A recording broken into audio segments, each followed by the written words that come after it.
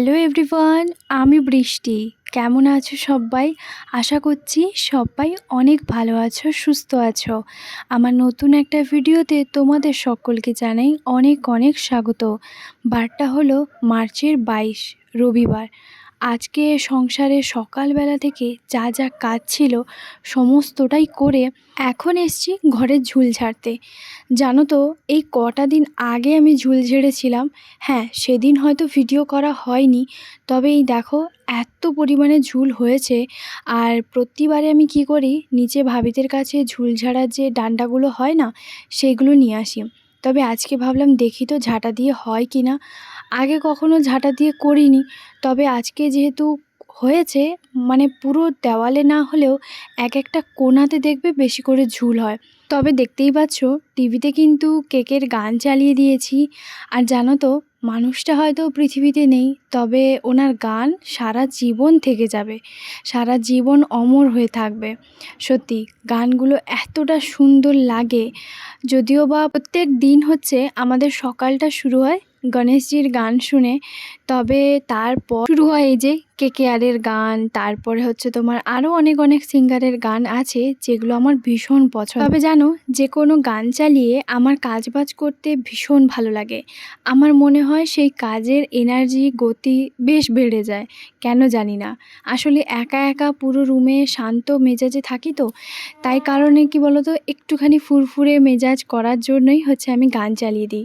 আর আমি গান শুনতে ভীষণ ভালোবাসি, সে আজ নয়, বরাবরের জন্য। ছোটোবেলা থেকেই হচ্ছে আমার মা যখন স্কুলে বেরিয়ে যেত রান্নার জন্য, আমি সেদিন বাড়িতে থাকতাম, সেদিন ফুল সাউন্ডে হচ্ছে তোমার টিভি চালিয়ে দিতাম। তবে এখন তো হচ্ছে তোমার হোম থিয়েটার এগুলো তো হয়েছে, তখন তো আর হোম থিয়েটার ছিল না। তো যাই হোক, এদিকে দেখো গল্প করতে করতে ঘরের সমস্তটাই ঝাড়া হয়ে গেছে। এখন রান্নাঘরের সামনেটা আর এই যে বাথরুমের সামনেটা, এই জায়গাটাতে না প্রচুর ধুলো জমেছে। আগের বার কিন্তু আমার এই দিকে একদম চোখ পড়েনি। আর তারপর ভালো করে ঝুলটুল ঝাড়ার পর এখন চলে এসেছি ঘরটাকে ঝাঁট দিতে। সকালবেলা যদিও বা ঘরটা ঝাঁট দিয়েছিলাম, তবে যেহেতু আজকে রবিবার, আজকে হচ্ছে আমি সমস্ত কিছু টুল ঝাড়বো বলে ঠিক করে রেখেছিলাম, তার কারণে আজকে সকালবেলা কিন্তু ঘরটা মুছিনি। আর কালকে তো সোমবার, আজকে তো দুপুরবেলা বরের ডিউটি আছে, মানে সকালবেলা থেকে গেছে, দুপুরবেলা আসবে, আবার রাত 12টার সময় ডিউটি আছে। তো সেই কারণে কি বলতো, সোমবার দিন সকালবেলা, মঙ্গলবার ও তো দুদিনই বাড়িতে থাকবে, তো তার জন্যই আমি ভেবেছিলাম যে আজকেই আমাকে করতে হবে। আর জানোই তো, বাঙালি মানে অনেক বার তিথি এগুলো থাকে। হ্যাঁ, আমি কুসংস্কার বা সেগুলোর কথা কিছু বলছি না, তবে ছোটোবেলা থেকে মা ঠাকুমাদেরকে দেখে এসেছি সোমবার হচ্ছে আমার জনমবার, সোমবারে নখ কাটা, চুল কাটা বা কোনো কিছু ঝাড়াঝাড়ি এগুলো করতে নেই। মঙ্গলবার, শনি মঙ্গলবার এগুলোও ঝাড়তে নেই, তবে দিনটা থাকলো বুধবার। আর জানোই তো, বুধবার হয়তো আমার কাজের প্রেশারটা অনেকটাই থাকে। আবার বৃহস্পতিবার, সেটাও লক্ষ্মীবার, সেদিনও ঝুল ঝাড়তে নেই, তাহলে ঝাড়বোটা আর কোন দিন? তো সেই জন্য রবিবার দেখবে ছোট্টবেলা থেকে স্কুলেরও কিন্তু শিক্ষক মশাই ওনারাও কিন্তু শেখায় যে রবিবার ছুটির দিন, নখ চুল ভালো করে কেটে সোমবার দিন ফ্রেশ হয়ে আসবে। তার জন্য দেখবে রবিবার ছুটির দিন হলেও বাচ্চাদের জন্য অফিস ছুটি, সব ছুটি থাকলেও আমাদের বাড়ির মহিলাদের, গৃহিণীদের কারোরই কিন্তু ছুটি নেই, বরং বলবো রবিবার দিন বেশি এক্সট্রা কাজ। দেখো, তোমাদের সঙ্গে গল্প করতে করতে সমস্ত কাজটাই কিন্তু হয়ে গেছে। হাতে একটুখানি সময় নিয়ে না সব কিছু করলে দেখবে হয়েই যায়। এদিকে না আমি দেখছিলাম যে আমার মাথায় ঝুল টুল পড়েছে কিনা, আর ভালো করে মাথাটাকে ঝেড়েও নিলাম। আর জানো তো, ঝুল হয়তো মাথাতে পড়েনি, তবে ধুলোগুলো আমার চোখে একটুখানি লেগেছিল। যাই হোক, এদিকে ভালো করে চুলে না সকালবেলা হচ্ছে তোমার তেল লাগিয়েছিলাম। আর এরপর হচ্ছে তোমার স্নানে যাব, কারণ বেলা এখন অনেকটা হয়ে গেছে। এখন স্নান করতে যাই, আর পরে একদম ফ্রেশ হয়ে তারপর তোমাদের সামনে আসছি। কারণ কেন বলো তো, এখনও পর্যন্ত যদিও বা বর আসেনি। চলো এখন স্নান করে আসছি।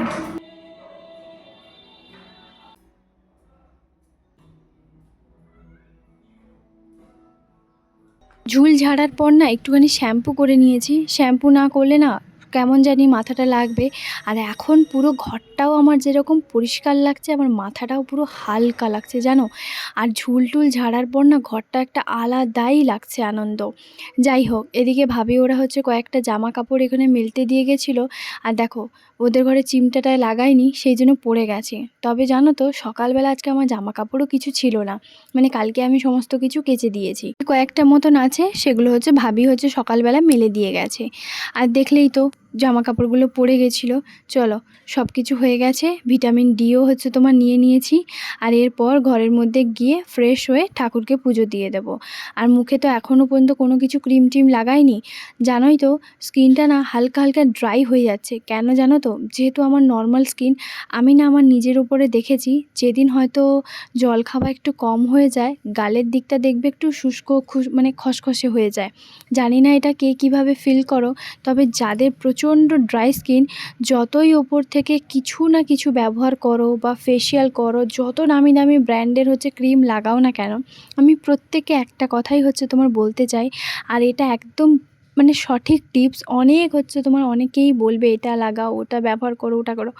আমি বলবো পর্যাপ্ত পরিমাণে, যদি সকাল থেকে রাত পর্যন্ত তোমরা 12 গ্লাস, যদি না হয় 8 থেকে 10 গ্লাস যদি জল পান না করো, তাহলে তোমরা যত ক্রিম লাগাও, যত হচ্ছে তোমার মানে ফেসিয়াল করো, যাই করো না কেন, কোনো দিনও কিচ্ছু হবে না।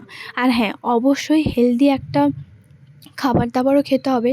এই নয় তুমি রোজ রোজ মোমো খাবে, রোজ রোজ হচ্ছে তোমার ফাস্টফুড বাইরের খাবার দাবার খাবে, তোমার স্কিন ঝকঝকে থাকবে, সেরকমটা নয়। তবে যাই হোক, টাচউড আমার হচ্ছে নর্মাল স্কিন। আমার র্যাশ ব্রণ পিম্পলের সেরকম কোনো সমস্যা হয় না বা নেইও, যেহেতু আমার নর্মাল স্কিন। তো সেই জন্য কী বলো তো, ওই জল যেদিন খাই সেদিন হয়তো গালের দিকটা একটু হয়তো খসখসে বা একটু হাত পাগুলো একটু খসখসে হয়ে যায়, মানে যাকে একটু ড্রাই লাগে আর কি। তো যাই হোক, আমি একটা সিরাম ছিল, তো সেটাই হচ্ছে একটুখানি লাগিয়ে দিলাম। এই সিরামটা না ভীষণই ভালো, যদিও বা এটা রাতে নাইট ক্রিম এর ব্যবহার করার আগে হচ্ছে ব্যবহার করতে হয়। তো তবু আমি একটুখানি মাঝে মধ্যে লাগাই, যেদিন দেখি খুব একটুখানি মানে ড্রাই লাগছে সেই জন্য। আর এই যে তারপর হচ্ছে তোমার ঠাকুর প্রণাম, আর ঠাকুরকেও হচ্ছে তোমার পুজো দিয়ে দিয়েছি। আর টিভিতে যে গান চলছে সেটা কিন্তু মিউট করা আছে। আর কখনো কখনো আমি যখন পুজো করি তখন কিন্তু আমি ওই ঠাকুরের গান চালিয়ে দিই। আর এই যে দুপুরবেলা করেছিলাম সজনে ডাঁটা আলু দিয়ে একটুখানি মানে ঝাল করেছিলাম, মানে চচ্চড়ি আর কি। আর তারপর করেছিলাম মাছের ঝোল, 2 পিস মতন মাছ ছিল, তো সেটাকেই একটু ঝোল করেছি। চলো, খাওয়া দাওয়া তো করে নিই, তারপর সোজা দেখা হবে সন্ধেবেলা। সন্ধেবেলা না তোমাদের দাদাভাই সন্ধে টন্ধে দিয়ে দিয়েছে, আর ও এখন রুমের মধ্যে ওই খেলা টেলা হচ্ছে, সেগুলোই হচ্ছে তোমার দেখছে। আর এদিকে জানো তো, একটা জিনিস নতুনত্ব নিশ্চয়ই তোমরা দেখতে পেয়েছো। আমার যে রুমে যে পর্দাটা ছিল না, মানে রুমের সামনে ঢোকার মুখে যে পর্দাটা ছিল, সেই পর্দাটা আমি করে দিয়েছি রান্নাঘরে। রান্নাঘরের একটা আলাদাই লুক চেঞ্জ হয়ে গেছে। তো তোমাদের দাদাভাইকে হচ্ছে আমি বললাম যে তুমি তাহলে একটা কাজ করো, আর একটা যে পর্দা সেটা কিন্তু নতুন একটা কিনে নিয়ে আসবে। ওই দেখো, এদিকে গ্যাস ধরাতে এসছি, আমার তো ভুলেই গেছি এদিকে জানলা দুটো বন্ধ করতে মনে নেই। আমি যদি জানলা খুলে গ্যাস ধরাই না, সে 2-3 বার বন্ধ হয়ে যাবে, হয়তো গ্যাস বন্ধ হয়ে যাবে। আর জানো তো, এই জায়গাটা সন্ধেবেলা থেকে এত সুন্দর ঠান্ডা হাওয়া দেয়, মনে হয় এখানেই ঘুমিয়ে যায়, কাজবাজ কিছুই না করি, এত ভালো লাগে। তো যাই হোক, এদিকে দেখো অল্প একটুখানি দুধ আমার জন্য, একটুখানি ভাবছি চা করব, তারপর ভাবলাম না চা করব না, ওকে 1 গ্লাস দিয়ে দিই। এমনিতেও ও রোজ দিন হচ্ছে তোমার সন্ধেবেলা 1 গ্লাস করে খায়। তবে এই যে দুদিন না ওই 4টে মতন কলা হচ্ছে তোমার নষ্ট হয়ে গেছে। আসলে ও একদম বেশি করে নিয়ে আসে, তো এবারে আমাদের তো ফ্রিজ নেই, এবার ফ্রিজেও তো কলা রাখাও যায় না, তাই না? তো ওই জন্য কী বলো তো, 4টে মতন কলা না নষ্ট হয়ে গেছে, তো সেই জন্য ওকে আর বিকেলবেলা আমি যে রোজ দিন স্মুদিটা বানিয়ে দিই, ওটা আর বানিয়ে দিতে পারিনি। তো যাই হোক, এদিকে দেখো চলে এসেছি, তারপরে ওকে 1 গ্লাস দুধ দিয়ে আর গ্লাসটাও নিয়ে চলে এসেছি। আর এরপর হচ্ছে তোমার কড়াটা একটুখানি ভালো করে ধুয়ে নিলাম, একটু জল ছিল। আর এরপর আজকে হচ্ছে তোমার করব কি বলো তো, আলু ভাজা আর সিমই আর রুটি।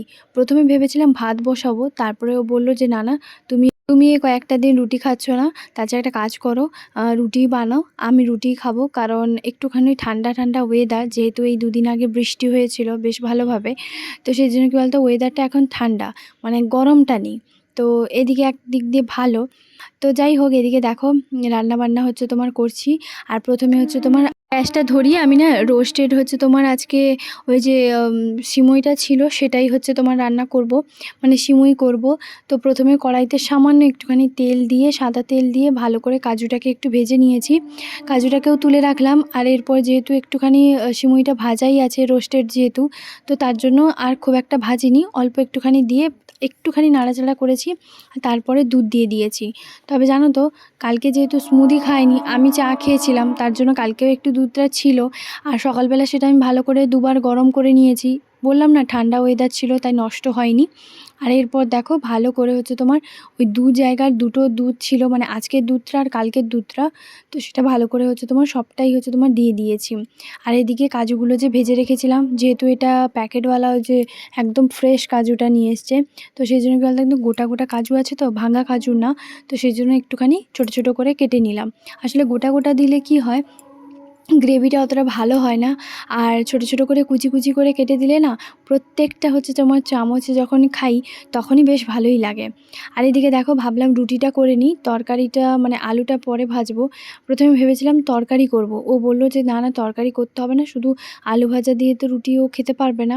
তো তার জন্য কি বলতো সিমুই করছি। আর এমনিতে হচ্ছে কি বলতো, আমি না আলু ভাজা দিয়ে রুটি খেতে পারি না, ও খেতে পারে না, আমিও খেতে পারি না। আমার কোনো কিছু একটা মানে ঝোল জাতীয় জিনিস দরকার, ঠিক তেমনি ওরও। আর আমি যেহেতু সিমইটা বানাচ্ছি, আর তাই আমি সিমই দিয়ে রুটি খাবো, আর ও আলু ভাজা সিমই দিয়ে খাবে। তবে জানো তো, ও এই সব ধরনের কখনো আমাকে কিছু বলে না। এই যে দেখো, ও তো দেখেই নি যে পর্দাটা আমি ওখান থেকে এখানে নিয়ে এসেছি। তো সেই জন্য যেহেতু এখন ভালো করে পর্দাটা টাঙানো আছে, সেই জন্যই হচ্ছে তোমার দেখে বলল। যাই হোক, এদিকে দেখো আমি তোমাদের সঙ্গে প্রায় বেশিরভাগ দিনই শেয়ার করেছি যে হচ্ছে তোমার তাওয়ার থেকে বের করে কিভাবে গ্যাসে একদম ডাইরেক্ট হচ্ছে তোমার রুটি সেঁকা যায়। তবে জানো তো, তোমাদের দাদাভাই হচ্ছে বলল যে না না, রুটি ফুলুক আর না ফুলুক তুমি এইভাবে তাওয়াতেই করবে। কখনো কখনো ওই যে জালতিটা থাকে, সেটাও হচ্ছে তোমার রুটি সেঁকা যে জালিগুলো হয় না, সেগুলো একটা আছে, সেগুলোও বের করি। তবে 7টা মতন রুটি করি, তো তার জন্যই হচ্ছে এখন আর বের করব না। এখন এই যে তাওয়াতেই ভালো করে রুটিগুলো ফুলিয়ে নিচ্ছি। এইভাবেও কিন্তু একটা সুতির কাপড়ের সাহায্যে তোমরাও কিন্তু আমার মতন এইভাবে বলের মতন দেখো রুটিগুলোকে ফোলাতে পারবে। জানো তো, রুটিটা বানাতে আমার ভীষণ ভালো লাগে। বিশেষ করে আমি একাই হচ্ছে তোমার ভাজবো, একাই বেলবো, একাই হচ্ছে তোমার রুটি বানাবো। তো হ্যাঁ, রুটিটা খুব একটা বেশি যে 1 কেজি ময়দার বা আটার ওইগুলো পারবো না। তবে হ্যাঁ, লুচিটা আমি 1 কেজি ময়দার করে ফেলবো বা 2 কেজিও করে ফেলবো। তবে রুটিটা একটু যেহেতু সময় লাগে ধৈর্য সাপেক্ষে, মানে ভাজতে সেঁকতে একটু সময় তো লাগে, সেই জন্য। আর লুচিটা কি হয়, সঙ্গে সঙ্গে বেললে সঙ্গে সঙ্গে ভেজে নিলে ফুলে গেল।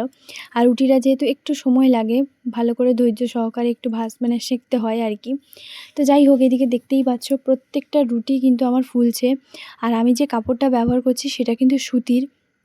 তোমরা যদি এইভাবে হচ্ছে তোমার রুটি ভালো করে সেঁকে মানে করো, আমাকে অবশ্যই জানিও কে কীভাবে বানাও। তো আমার এরকমও সুবিধে হয় ভালো করে। এর জন্য কি করতে হয় বলো তো, যারা নতুন তাদের জন্য অবশ্যই এটা বলবো, বড়রা স্কিপ করে যেতে পারো যারা রুটি বানানো একদম পারফেক্ট। আমিও ছোটোবেলা থেকে প্রথম হাতেখড়ি হয় আমার রুটি। আর আমার বাবার কাছ থেকেই হচ্ছে আমি রুটি বানানো শিখেছি, কারণ আমার বাবা দুর্দান্ত, খুবই সুন্দর রোজ রাতে রুটি ভাজে। তো সেই জন্য কি বলো তো, আমি ছোটোবেলা থেকেই মানে এই রুটিটা বানাতে একদম পারফেক্ট যাকে বলে। তো যাই হোক, এদিকে দেখো সুতির হচ্ছে তোমার কাপড়ে ভালো করে চেপে চেপে হালকা হালকা দিলেই না খুব সুন্দরভাবে ফুলে যাচ্ছে। আর তোমাদের সঙ্গে গল্প করতে করতে প্রায় 7টা রুটি আমার ভাজাও হয়ে গেছে। ওইদিকে হচ্ছে তোমার রেখে দিলাম যে কয়েকটা জিনিস ছিল। আর আলুটা এখনও পর্যন্ত মানে কেটে রেখেছি, তবে আলুটা এখনও পর্যন্ত ভাজিনি, আলুটা সবার শেষে ভাজবো। রুটিগুলো ভেজে ওই যে রেখে দিলাম হটপটে। আর তারপর হচ্ছে এখন বাসনপত্রগুলো ধুয়ে দেবো। যেহেতু গ্যাসটা এখন হচ্ছে তোমার কি বলো তো, একটু গরম আছে। আর এখন ভাবলাম যে আলুটাকেও ভালো করে ভেজে নিই। অল্প একটুখানি সর্ষের তেল দিয়েছি, আর ওই যে পেঁয়াজ, আর হচ্ছে কাঁচা লঙ্কা, অল্প একটু নুন আর একটু হলুদ। আর ওই যে বড় যে একটা হলুদের প্যাকেট নিয়ে এসছে না, পুরো একটা কন্টেনার তো ভর্তি, তা বাদেও কি বলো তো, ওই যে মানে প্যাকেটেও অল্প একটুখানি আছে, মানে অল্প না বেশ খানিকটা আছে, সেখান থেকেই কিছু কিছু করে রান্নাতে ব্যবহার করছি। ভাবছি আগে প্যাকেটেরটা শেষ হবে, তারপরে কন্টেনারটা ব্যবহার করব। মানে কন্টেনারটা পুরো ভর্তি আর কি। তো যাই হোক, এদিকে দেখো আলু ভাজার জন্য হচ্ছে তোমার যা যা লাগে তো সেগুলো দিয়ে দিয়েছি, আর এখন ভালো করে নাড়াচাড়া করে নেব। তো চলো, আজকের ব্লগটা তোমাদের সবার কেমন লাগলো অবশ্যই কমেন্ট করে জানাতে একদম ভুলবে না। যদি আমার ভিডিওতে নতুন হয়ে থাকো তাহলে অবশ্যই চাইলে চ্যানেলটাকে সাবস্ক্রাইব করতে পারো। দেখা হবে খুব শীঘ্রই আবারও একটা নতুন ব্লগে। সবাই খুব ভালো থাকবে, সুস্থ থাকবে। Tata and good night.